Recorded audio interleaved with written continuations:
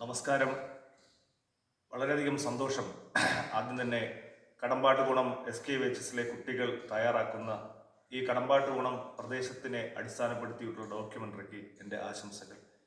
കുട്ടികൾ എന്നോട് ചോദിച്ചിട്ടുള്ള ചോദ്യം, എന്തുകൊണ്ട് ഒരു നോവൽ എഴുതിയപ്പോൾ എൻ്റെ രണ്ടാമത്തെ പുസ്തകം പൊയ്ക എന്ന് പറയുന്ന നോവലിൻ്റെ പശ്ചാത്തലം ഈ കടമ്പാട്ടുകുണം പ്രദേശമാണ്.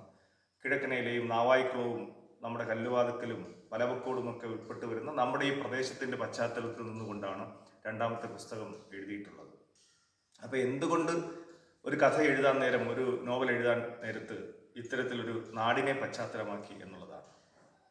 ഈ ഒരു ചോദ്യം, എന്തുകൊണ്ട് സ്വന്തം നാടിനെ പശ്ചാത്തലമാക്കി എന്നുള്ളത് എല്ലാ എഴുത്തുകാരോടും കാലാകാലങ്ങളായി ചോദിക്കപ്പെട്ട് വന്നിട്ടുള്ളതാണ്. അത്തരത്തിലുള്ള ഒട്ടനവധി ഉത്തരങ്ങൾ ഞാൻ വായിച്ചിട്ടുണ്ട്, പല പ്രശസ്തരായ എഴുത്തുകാരും നൽകിയിട്ടുള്ളത്. അത്തരത്തിൽ അക്കൂട്ടത്തിൽ എനിക്കിഷ്ടപ്പെട്ട വളരെ നല്ലതായി തോന്നിയിട്ടുള്ള ഒരു ഉത്തരം എടുത്തു പറഞ്ഞുകൊണ്ട് എന്നോടുള്ള ഈ ചോദ്യത്തിൻ്റെ മറുപടിയും ഞാൻ നൽകാമെന്ന് കരുതുന്നു.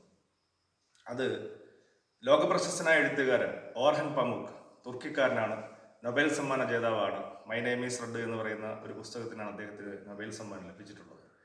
അദ്ദേഹത്തിൻ്റെ ഒരു നല്ല നിരീക്ഷണമുണ്ട്.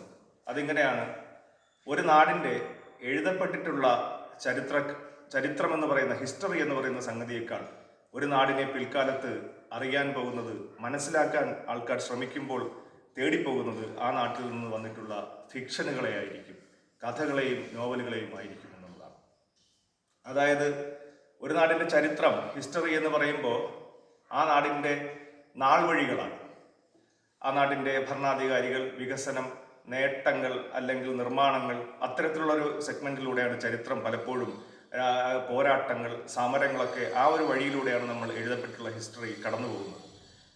എന്നാൽ ഫിക്ഷൻ പോകുന്നത് ആ നാട്ടിലെ ആളുകൾ എങ്ങനെ ജീവിച്ചു, കലഹിച്ചു, പ്രണയിച്ചു, സമരം ചെയ്തു, എങ്ങനെ പൊതുജീവിതത്തിൽ ഇടപെട്ടു, എങ്ങനെ അവരുടെ കുടുംബങ്ങൾക്കകത്ത് ജീവിച്ചു, എങ്ങനെ വസ്ത്രധാരണം ചെയ്തു, എന്തിനെങ്ങനെ മുടി ചെയ്യുകയും, എങ്ങനെ ഭക്ഷണം കഴിച്ചു, എങ്ങനെ സംസാരിച്ചു, അവരുടെ സ്ലാങ് എങ്ങനെയായിരുന്നു, നാടൻ ഭാഷ, സംസാര രീതി എങ്ങനെയായിരുന്നു, ഇത്തരമുള്ള കാര്യങ്ങളൊക്കെ അടയാളപ്പെടുത്തി വയ്ക്കുവാൻ കഴിയുന്ന ഏറ്റവും വലിയ ഒരു മാർഗം ഫിക്ഷനുകളാണ്. പരിശോധിക്കാൻ എളുപ്പവും അതുതന്നെയാണ്. പരിശോധിച്ചാൽ നമുക്ക് മനസ്സിലാകുന്നതും എളുപ്പത്തിൽ അതിൽ കൂടെ തന്നെയാണ്. ഈ പൊയ്ക എന്ന് പറയുന്ന നോവലിൻ്റെ കഥ എല്ലായിടത്തും നടക്കുന്നൊരു കഥ തന്നെയാണ്. ഈ നാടിൽ എൻ്റെ മാത്രം ഒരു കഥയല്ല. പക്ഷേ അതിനെ ഞാനിവിടെ പ്ലേസ് ചെയ്യുമ്പോൾ എൻ്റെ ഉള്ളിൽ നമ്മുടെ നാടിൻ്റെ സ്ഥലങ്ങൾ, നമ്മുടെ നാട്ടിലെ ആളുകളുടെ പേരുകൾ, എന്താണ് അവരുടെ ജീവിതങ്ങൾ, സംസാര രീതികൾ, നമുക്ക് മാത്രം അറിയാവുന്ന ചില നാടൻ വാക്കുകൾ, പ്രയോഗങ്ങളൊക്കെ അതിനകത്ത് ഉൾപ്പെടുത്തിയിട്ടുണ്ട്. നമുക്കറിയാം, നമ്മുടെ നാടിന് ഈ അടുത്ത കാലത്തായി വന്നിട്ടുള്ള വികസനങ്ങളുടെ ഭാഗമായിട്ട് നമ്മുടെ നാട് വളരെയധികം ഒരു മാറ്റത്തിലേക്ക് പോകുന്ന ഒരു സമയമാണ്. ഒരു 25 വർഷം കൂടെ കഴിഞ്ഞിട്ട് ഈ നാടിൻ്റെ 25 വർഷത്തെ മുന്നിലുള്ള ജീവിതം എങ്ങനെയായിരുന്നു എന്ന് ഈ നാട്ടിൽ ജീവിച്ചിരിക്കുന്ന ഒരാൾക്കോ അല്ലെങ്കിൽ മറ്റെവിടെയെങ്കിലുമുള്ള ഒരാൾക്കോ പരിശോധിക്കണമെങ്കിൽ, ഓർമ്മിക്കണമെങ്കിൽ തീർച്ചയായും എൻ്റെ പുസ്തകം ഉപകാരപ്പെടണം എന്നുള്ളത് ഒരു ചിന്തയായിരുന്നു. രണ്ടാമത്തത്, നമ്മുടെ നാടിനെ മലയാള സാഹിത്യത്തിൻ്റെ ഒരു വലിയ ക്യാൻവാസിൽ, വലിയ ഭൂമികയിൽ, വലിയൊരു പ്രദേശത്ത് എവിടെയും വളരെ വിശദമായി അടയാളപ്പെടുത്തി കണ്ടിരുന്നില്ല.